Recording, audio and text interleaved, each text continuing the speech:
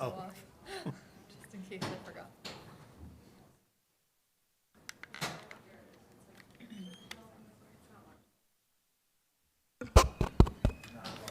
Welcome to Franklin County Board of Equalization hearings. Today is November, Thursday the 20th, 2025. There will be 3 scheduled hearings today. The time is now 9:30 a.m. and we will hear petition BE 2025-19 with parcel 115-180-096 owned by Brian and Rebecca Thomas. From the assessor's office, we have Nikki Morgan, chief assessor, and Tim Kelly, appraiser. This is a residential hearing scheduled for 20 minutes. The appellant and the appraiser will each get 5 minutes to highlight points of evidence they have provided. In the last 10 minutes, there will be rebuttal and questions from the board. We ask that both parties that have any questions or communication be directed to the board and the board only. Chairman. Good morning. Welcome to Franklin County Board of Equalization. Board members are Joe Christ, Charles Laird, who's not present today but has reviewed your packet, and myself, Lexi Moore, as chair, and our clerk is Jen Herrera. The board is a quasi-judicial body, which means having to do with powers that are to some extent judicial, as those of certain federal and state boards and commission. The board and the assessor's office are independent of each other. Our role is to review the facts presented by both parties and determine the market value of the property as of January 1 of the assessment year. The law grants presumption of correctness to the assessor. The burden is on the petitioner to prove the assessment's incorrect. Our hearing will be recorded and all testimonies under oath. Our clerk will now ask you to affirm your testimony by raising your right hand and taking the oath. Do each of you who will be testifying today affirm that the testimony you're about to give will be the truth? I do. I do. I do. Following your hearing, the board will meet to weigh the evidence and make a final determination. We will issue a written decision to you, which you should receive within the next 4 weeks. This decision is appealable to the State Board of Tax Appeals, and a notice of the appeal opportunity will be written and outlined at the bottom of the decision. The board is in receipt of all documentary data provided by you and the assessor, and we have reviewed it. The appellant will present your case first, and then the assessor will present their case. And you can begin. You may begin. Oh, I go first? Sorry. Okay. So I'm not sure how all this works, so I apologize for any non-knowledge. But I guess my concern comes up because when you talk about market value, I'm guessing that's the value that I can sell my house for. That's what the actual market status is. So given the statistical report that came out, the first 5 houses that are listed in the statistical report from the Franklin County's Assessor's Office, if you average all those out, they come out to an average of about $292 a square foot. But my house is being assessed at $371 a square foot, which I'm just concerned that's a major inflation on what the actual market value of my house is.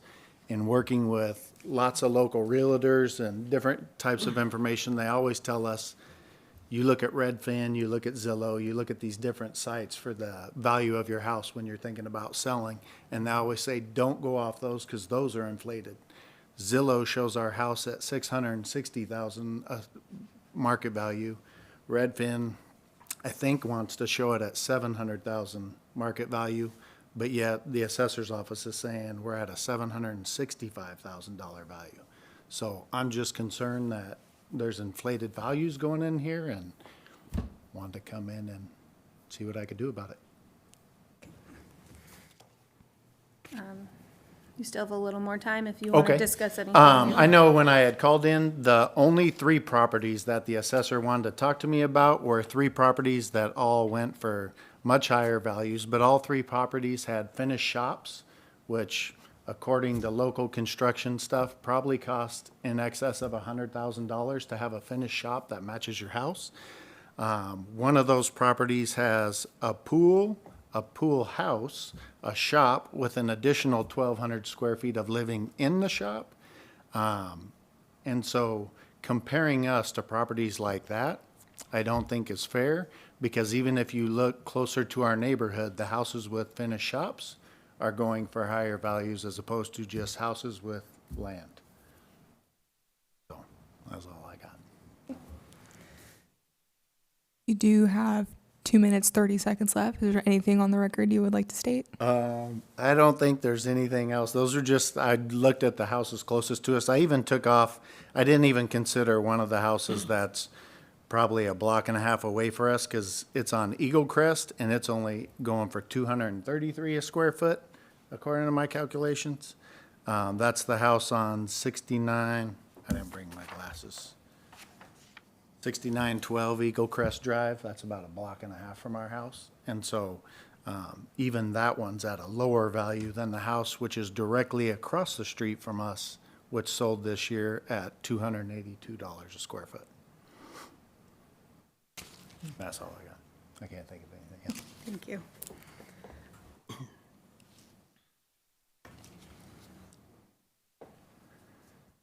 With that, Assessor, would you like to start your 5 minutes? Thank you and good morning. Today I'm here to review the subject property on 11327 Easton Drive and review evidence that supports the assessed value of $765,400. On page 1, you'll see the assessor's answers to the real property petition, where you will see the subject property was built in 2015 and is a one-story home with a bonus room equaling a total of 2,446 square feet. It is of good quality and average condition with a 3-car garage totaling 996 square feet on the garage on 0.53 of an acre with an assessed value. And I think this is where there was some misunderstanding. The assessed value is $313 as opposed to the $371. And I'll kind of explain that here in the next slide with the sketch. So the way our system works, our total square foot does not include the bonus room, but for assessed value, you have to include the bonus room of the 384 square feet, bringing the total square feet to 2,446 for the assessed value, and not the 2,062, which is where the $371 number comes from when it's actually $313 per square foot. Going back to some of the pictures of the home, just to go through, this is the picture of the house, and then the sketch where it shows when you add the 382, 384 with the 2062, you get the total square foot. On page 5, you'll see the answers in the narrative, where I point out that the bonus room was not included in the total cost from the petitioner, which brought up that stated cost of $371 as opposed to the actual cost of $313. The assessor has used a cost approach to value and then calibrated to the market using sales of residential properties, which are similar to the subjects. On pages 6 and 7, you'll see the sales that I chose. Chose 5 properties of similar characteristics with a ratio of 98%. This ratio indicates a value of 2% under actual market value. The reason I chose these 5 sales is because they were closest to actual market value as possible, so that way I did not, so I could equally bracket while staying closest to the 100% ratio and not having anomalies in the sales. These sales range in year built from 2015 to 2021, and with a general living area of 2,241 square feet to 2,772 square feet with similar lot sizes, and the sales are from the subject's neighborhood of 432 with similar characteristics for quality, condition, and bracket the subject property for age and size. Sales 3 and 4 had the detached garage extracted from the overall cost per square foot, and you will see that on the next page here, where I have the square foot of the garage and then what the assessed value of the detached garages are. So on sale 3, you'll see it's $329 per square foot when you extract out the detached garage, and sale 4, the same thing at $314 per square foot with that garage extracted from the value. The overall price per square foot of general living area ranges on the low side. In the low sale, I included in my analysis at the 306, but it is good to note that the quality is of lower quality at an average plus, but I included it because the rest of the characters were incredibly similar to the subject property. And they range from $306 per square foot to $329 per square foot, with the subject within the range at $313 per square foot. None of these sales have been time adjusted, and these analyzed sales support the assessed valuation. On page 20,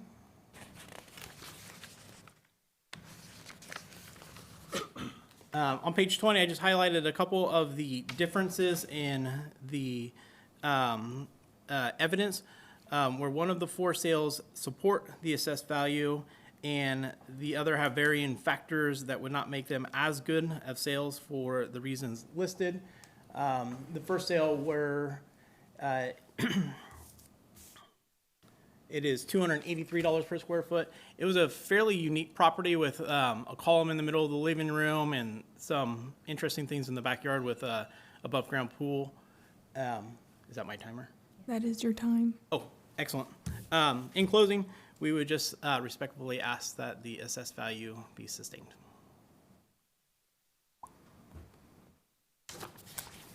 Board, would you like to start your time?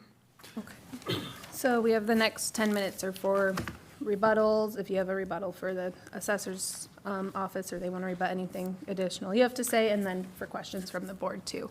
The only question I would have is one of those houses that he just listed up there wasn't even on the assessor's report that I was given, so I'd wonder when that house was sold. I think, so I believe these are the sales, it's my understanding that you had put on the, do you mean of his sales or His on the stuff, last yeah, page? the Okay. 11328 Matthews Road, I don't even see that listed as a 2024 sale. It wasn't on the information that was given to me.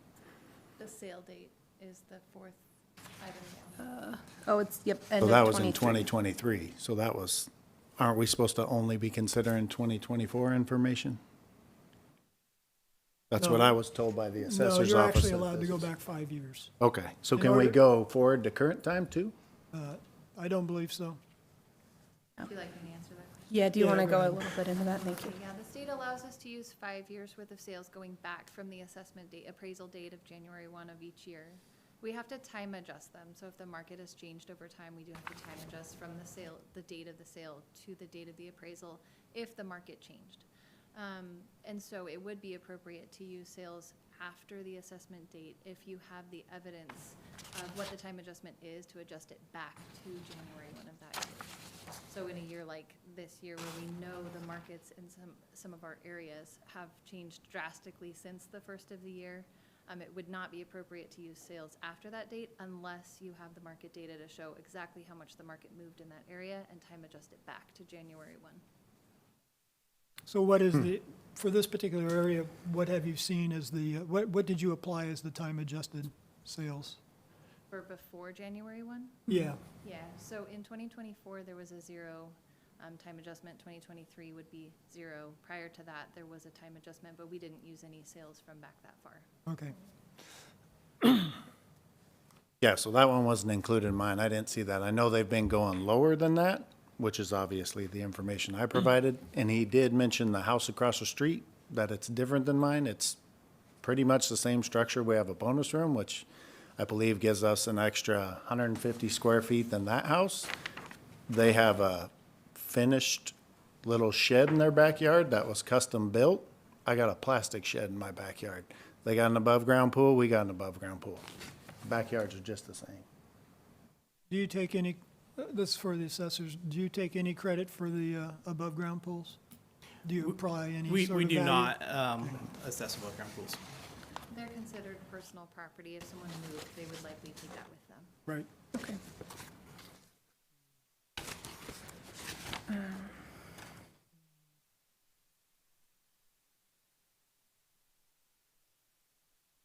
Did you want to give any additional rebuttal to anything he brought up? I believe we answered the one question just on why there was a 2023 sale. Okay. I think the biggest thing was just calculating the additional square foot of the bonus room to get the overall cost per square foot of $313, Okay. which falls within the range. I don't have any other questions. I had a question for the assessor's office, on your statistical summary report. Is that ahead of it? Okay. So I think this is the only time we've seen that there's only the 5 sales in there that I think are also your sales kind of in your grid. Is this what he would have gotten for his neighborhood when he came and talked to you guys, or? No, this page is the statistical summary of just the 5 sales that we used. Okay. Included in the original packet that we would send out is for the entire neighborhood of 432. Sorry. And both are in this packet, correct? Yeah, so there's 2 statistical summary reports given. One is for the entire area, like normal. And then the second one with the more stratified sales are just the 5 sales used on these comp pages.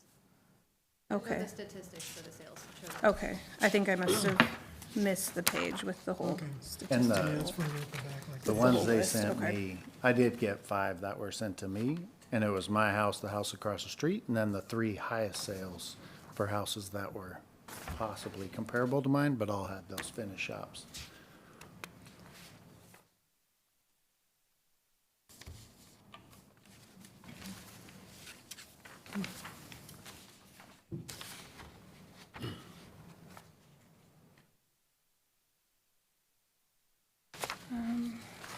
Let me look. Sorry, I'm And I looking at don't my believe in looking at some of these other houses, like some of these houses have bonus rooms as well. And so their values, like how he's saying ours is 313 without the bonus room. The bonus room is also not included in any of these other ones in the values that they were given with the high cost per square footage. So for the assessor's office, you've got sale 1 and 2 on your sales have a bonus room.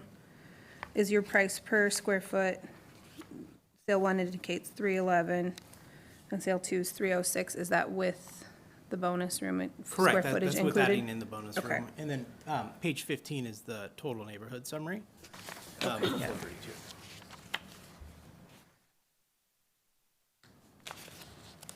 So, I guess I do have another question.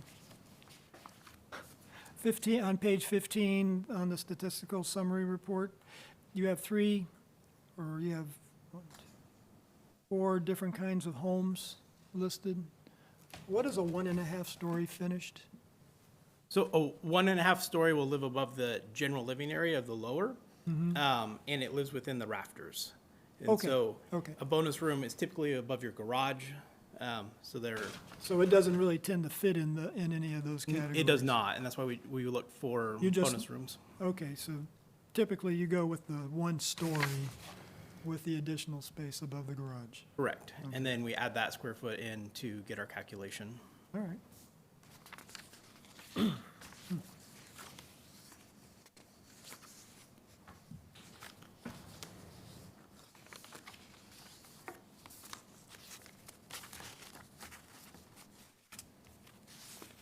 And I just want to clarify, I'm just looking at your notes on his provided sales. You said an above-ground pool is personal property and really does not contribute, correct? Correct. Okay. I cross that out then.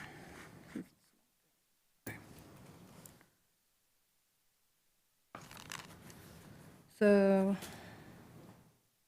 the reason you didn't like the house across the street is, I mean, the square footage is very close and the garage is very close, is mostly the unique floor plan? There was a unique floor plan. If you look at the pictures of the home, there's a column right in the middle of the living room on the interior of it. And then this sale also has a ratio of 123%. So the reason I was looking deeply into like why perhaps it sold so low, one of them was the characteristics of the home as being a potential for it. But 123% ratio is on the far extreme.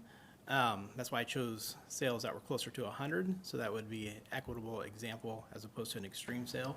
When we're looking at the pool of sales, that sale is Right. definitely an obvious outlier. When we're trying to find what's typical for the market to justify values and set values.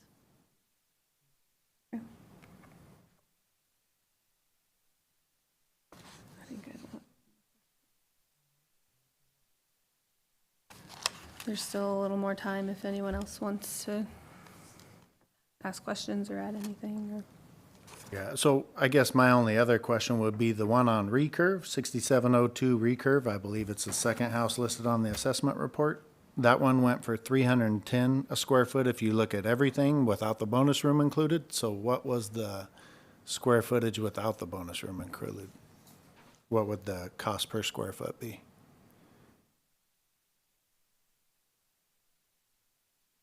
Because that's a house that's almost identical. It's got a bonus room.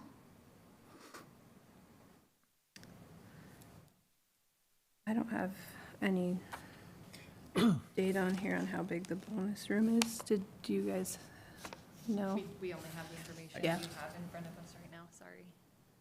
We can't determine that, we don't have. the- Gotcha. we don't So have that the- one was Sorry. actually, that house has more square footage than ours without including the bonus room? The only thing and- that I obviously see is that you're talking sale too, Right, is the quality. right. And the quality's just It's a- someone's opinion, correct? Because these were How do all you- these how do houses you- were how built does at the the same assessor time. address quality? Well, Darn it. we may not get that answer then. It's based off of Marshall and Swift Valuation Services, which is what we use for our cost approach. They're just calibrated to the market, so they've got a definitive, characteristics that you can calibrate your market to. That was time. Okay. All right. This concludes the hearing for petition BE 2025-19, parcel 115-180-096. Owner is Brian and Rebecca Thomas. A final decision will be received by you within 4 weeks. This decision is appealable to the State Board of Tax Appeals, and a notice of the appeal opportunity will be written at the bottom of the decision. The time is now 9:52. Thank you so much. Thanks for Yeah, coming in. Thank you for coming in.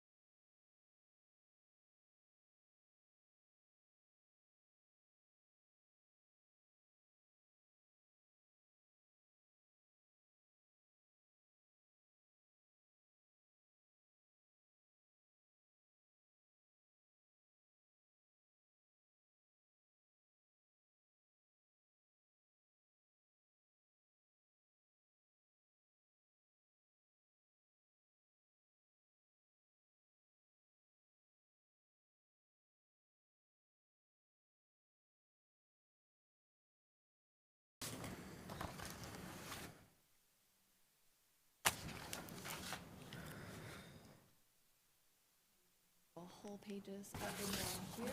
Alrighty, welcome back. Today is November, Thursday the 20th, 2025.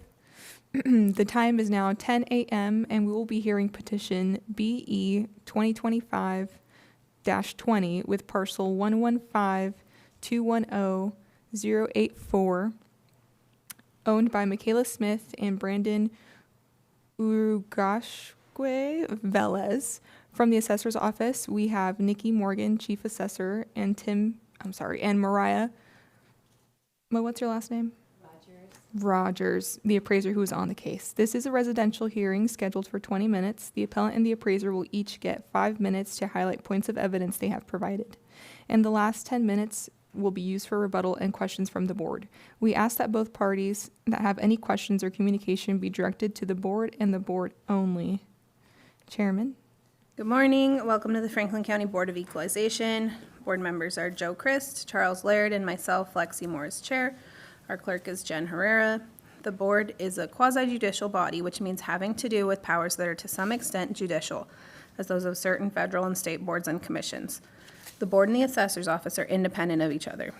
Our role is to review the facts presented by both parties and determine the market value of the property as of January 1 of the assessment year. The law grants presumption of correctness to the assessor, and the burden is on the petitioner to prove the assessment's incorrect. This hearing will be recorded and all testimony is under oath. Our clerk will now ask you to affirm your testimony by raising your right hand.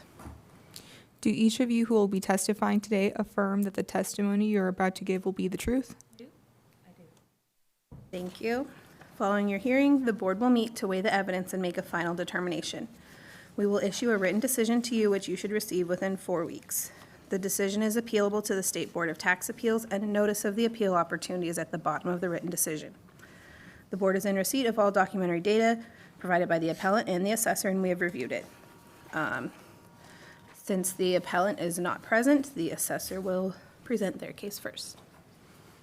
Good morning. I'm Mariah Rogers for the Franklin County Assessor's Office. It's an honor to be here this morning.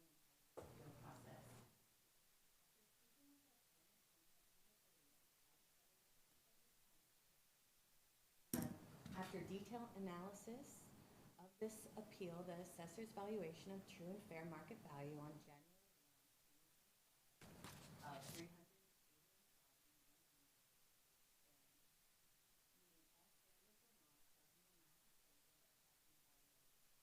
All data and bracketed sales brought to the appeals board support this conclusion of value. Washington state statutes require assessed value to be 100% of market value. See page 17.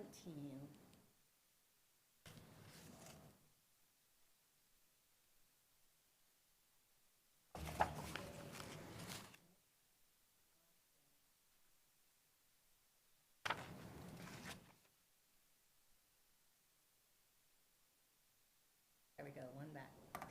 So this is the statistical summary report for Franklin County assessors. And it shows that the subject market neighborhood 216 sales ratio is 94.2, sales and one-story sales ratio is 94.5.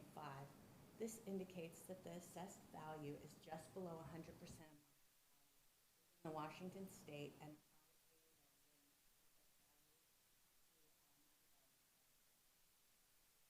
appeal are the appellant purchased their D.R. Horton home on March 3rd, 2025 for just under $400,000.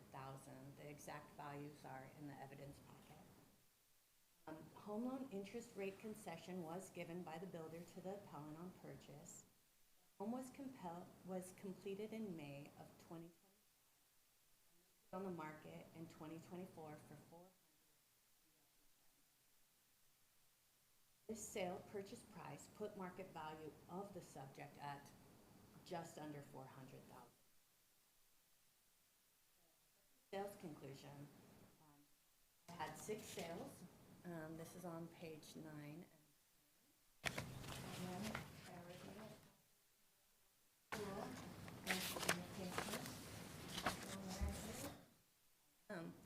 Awesome. So within my 6 sales, all are within the subject's neighborhood and show a range of $271 to $280 dollars per square foot of livable square footage. Subject property is assessed within this price per square footage range at $270. All sales are from the appellant's neighborhood were used as indicators of market true and fair value. These sales locations are all considered within local market proximity and relevant to the subject's valuation. All have similar positive and negative location characteristics, lot sizes, quality, age, styles to the appellant's property. Now, in comparison to the appellant's sales provided, they asked for us to consider 4 sales. These sales date from March 2021 to November 2023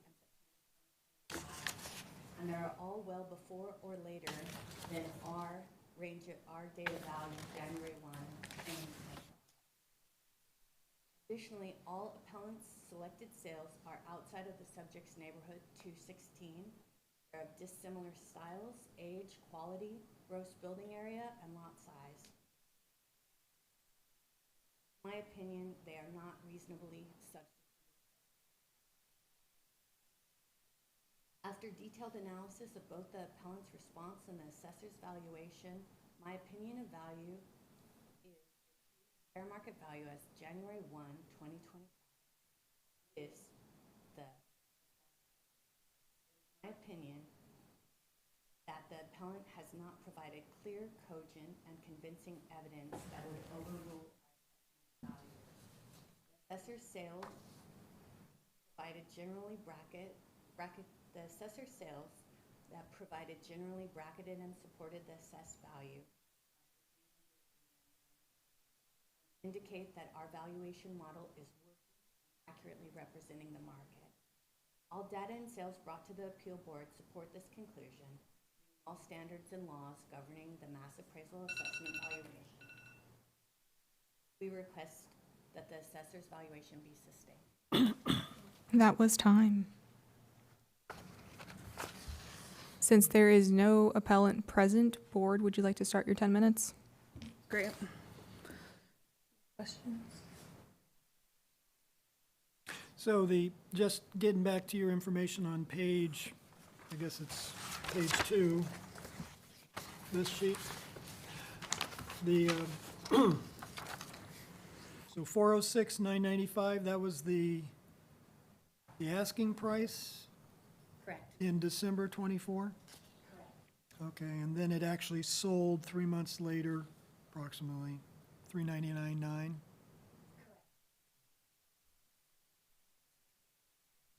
And now it's being assessed at 381. Okay. All right. And sorry, you said there was a little bit of an interest rate concession on that one too? Okay. Okay, perfect. My only other question was, it kind of looks like, are all of your sales of your favorite comps, it looks like they're the same floor plan? Is that? Yes. Yeah, okay, In the exact same subdivision, okay. same. Yeah, okay, that was what it looked like. I just wanted to verify. Thank you. Yep. I don't have any other questions. You have anything else you want to say? Thank you for being here today. and No rebuttal? Be a part of the process. Okay. Okay. With that, this concludes the hearing for petition BE 2025-20, parcel 115210084. Owner is Michaela Smith and Brandon Uriostegui Velez. A final decision should be received by you within 4 weeks. The decision is appealable to the State Board of Tax Appeals, and a notice of the appeal opportunity will be written at the bottom of the decision. Time is 10:10. Thank you. Thank you, guys.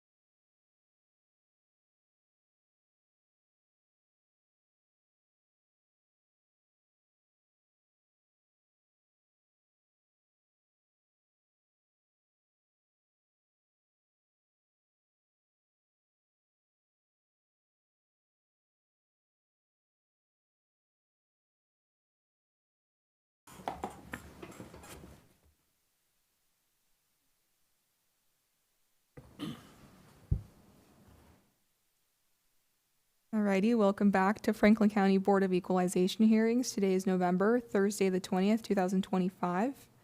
The time is now 11 a.m. and we will hear petition BE 2025-22 with parcel 115-180-167 owned by Casey and Melissa Hawker.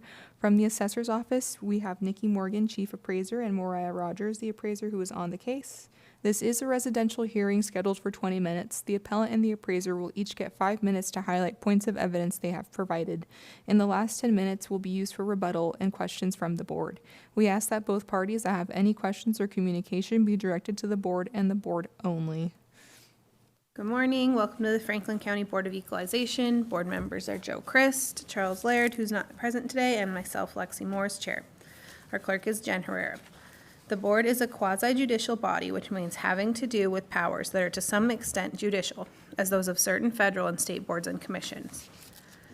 The board and the assessor's office are independent of each other, and our role is to review the facts presented by both parties and determine the market value of the properties as of January 1 of the assessment year. The law does grant presumption of correctness to the assessor.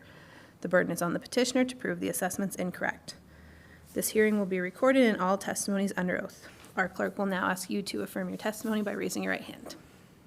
Do each of you who will be testifying today affirm that the testimony you are about to give will be the truth? I do. I do. Thank you. Following the hearing, the board will meet to weigh the evidence and make a final determination. We will issue a written decision which should be received within 4 weeks. This decision is appealable to the State Board of Tax Appeals, and a notice of the appeal opportunity is at the bottom of the written decision. The board is in receipt of all documentary data provided by the appellant and the assessor, and we have reviewed it. The appellant typically presents their case first, and then the assessor presents their case. As there's no appellant present, Mariah, you can go ahead.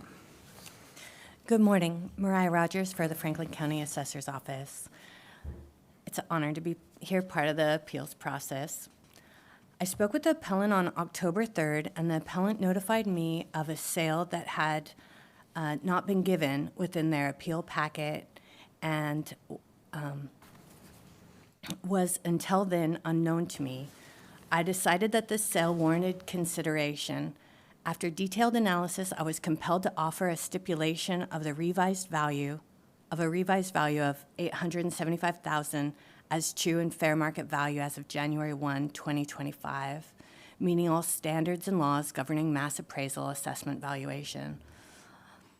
I felt that all the data bracketed sales brought to the appeals board support this conclusion of value. If we go to page 17,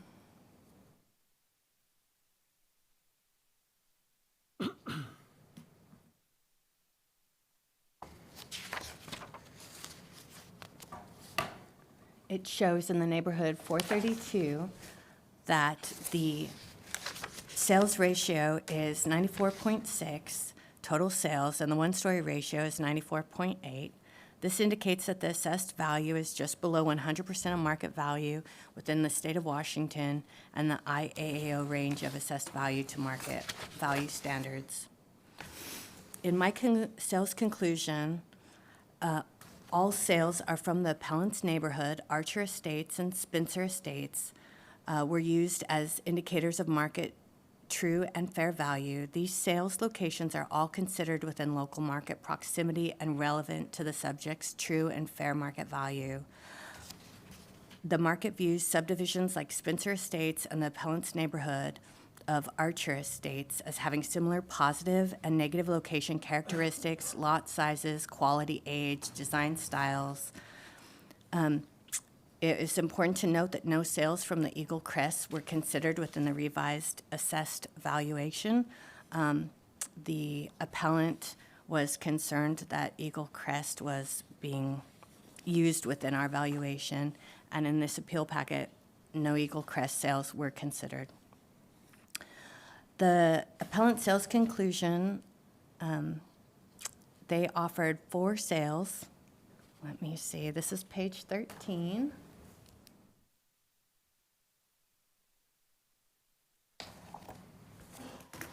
Two sales were given as evidence that were not actually market sales. They were just referring to assessed value. And 2 other their other two sales were too recent and were well outside the January 1st, 2025 appraisal date. After detailed analysis of both the appellant's responses and the assessor's revised valuation of $875,000 of true and fair market value as of January 1st, 2025, it is my opinion that the appellant has not provided clear, cogent, and convincing evidence that would overrule our revised assessment of value. The assessor's sales provided general bracketed and supported the revised assessed value. All data and sales brought to the appeals board support this conclusion.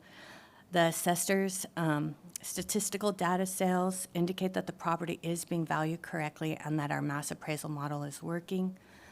I did offer the stipulation several times through email and corresponded with the appellant. They said they were considering it. They were talking to their spouse. They never returned an email, and then I haven't seen them present here today. And other than that, I just want to thank the appellant for bringing this forward and the board for their time and diligence. And we respectfully request that the assessor's revised value be sustained. Thank you. There is still 1 minute left if there's anything on the record. Nope. With that, board, would you like to start your time? Okay. Yeah. So you said the petitioner brought a sale to you? They did. And is that sale on one of these that is? It is. Was it then? This is sale number 1. Okay.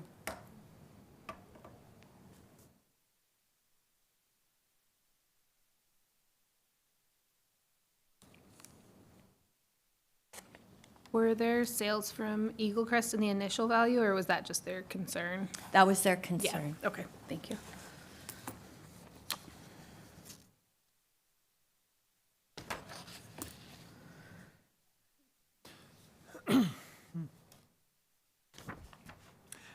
I guess sale 4, just a question, it seems to be a kind of a, I'll call it maybe an outlier, 123% over. Is there do you have an explanation for that possibly? I mean, it's in the same neighborhood, closely located, just, For me, it was just to show a low range and a high range, and that nothing was excluded from consideration within my revised value statement.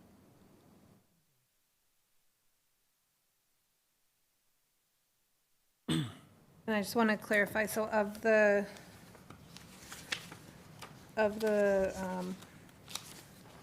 4 examples the appellant provided, they were all either 2025 sales or just the assessed value, not any actual, okay. Correct. Okay, thank you.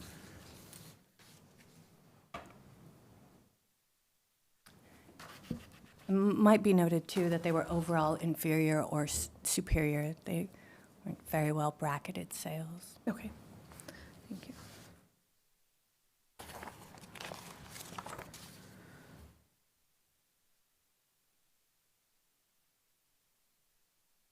and then there's, again, no time adjustment in this particular area? No. Okay. No, I don't think I have any other questions. Any others either, unless there's something else you want to add? No, just thank you for your time and presence here today. Okay, thank you. Okay. And with that, this concludes the hearing for petition BE 2025-22 for parcel 115-180-167. Owner is Casey and Melissa Hawker. The final decision should be received by you within 4 weeks, which is appealable to the State Board of Tax Appeals with a notice of the appeal opportunity at the bottom of the written decision. The time is now 11:10. Thank you. Guys.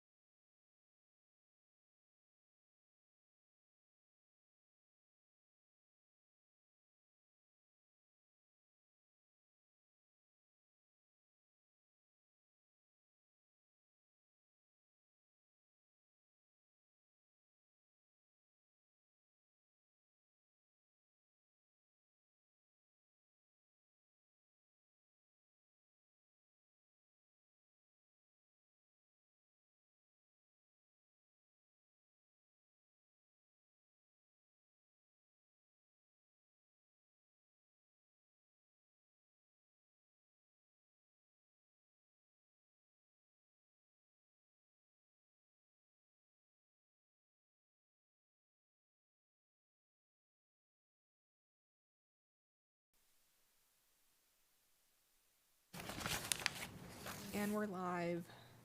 Okay. Welcome back.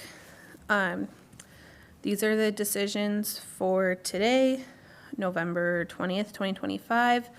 But prior to that, we also have a decision from November 13th, 2025 regarding petition BE 2025-16 for George and Yekaterina Pomiak, parcel number 126150335. The board actually does not have a decision on this hearing due to the fact that the appellant accepted a new stipulated value from the assessor's office that was based on evidence presented at the hearing on the 13th. This stipulated value was $904,700. So we are recording that the stipulated value was accepted. Back to today's hearings for November 20th regarding petition 2025-19, parcel 115-180-096, Brian and Rebecca Thomas. The board decided to sustain the assessor's value of $765,400. For petition BE 2025-20, parcel 115-210-084, Michaela Smith and Brandon Uriostegui-Velez. The board decided to sustain the assessor's value of $381,100. Lastly, for petition BE 2025-22, parcel 115-180-167 for Casey and Melissa Hawker, the board sustained the assessor's stipulated value of $875,000. This concludes the hearings for November 20th, 2025. The time is now 11:30.